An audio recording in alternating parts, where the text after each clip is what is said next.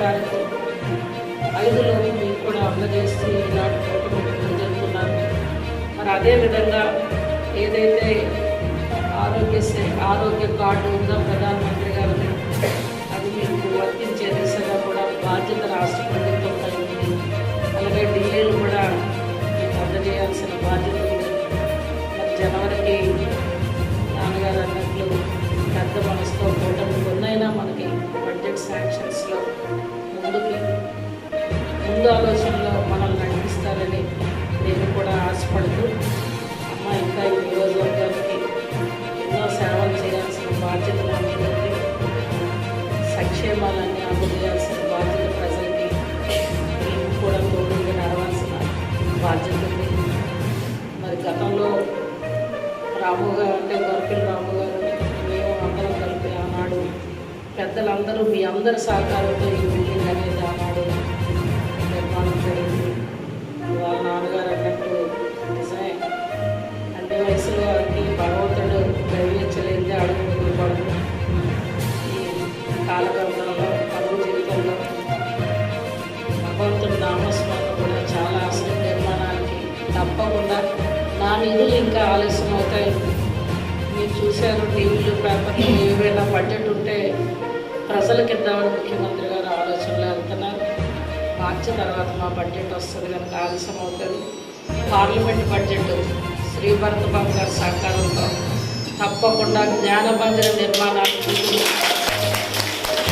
మన కాన్స్టిట్యూన్సీకి parliament budget కూడా వాళ్ళు త్వరలో ఇస్తారని మాట ఇచ్చారు.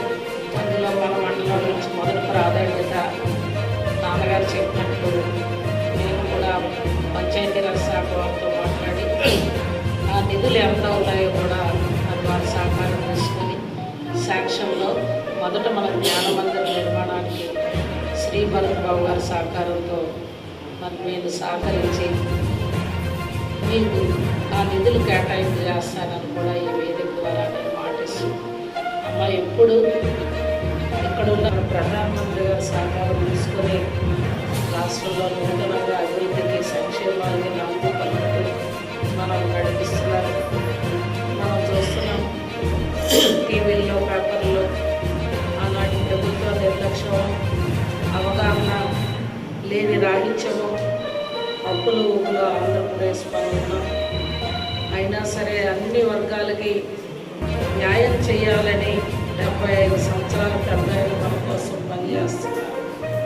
నాన్నగారు అన్నట్టు గత ప్రభుత్వంలో బకాయిలు రిటైర్డ్ ఎంప్లాయీస్ కానీ ప్రభుత్వ అధికారులకు కానీ అన్ని శాఖలకి కూడా మేము టీఏడిఏలో ఆనాడు ప్రభుత్వం నిర్లక్ష్యంగా వాళ్ళ బకాయిలు అయితే చాలా ఉన్నాయి.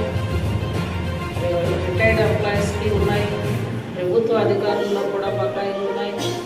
మరి వీటన్నిటినీ అంచెలంచెలుగా నాన్నగారు ఉన్నట్లు మనం ఈనాటి ప్రభుత్వాన్ని అర్థం చేసుకోవాలి.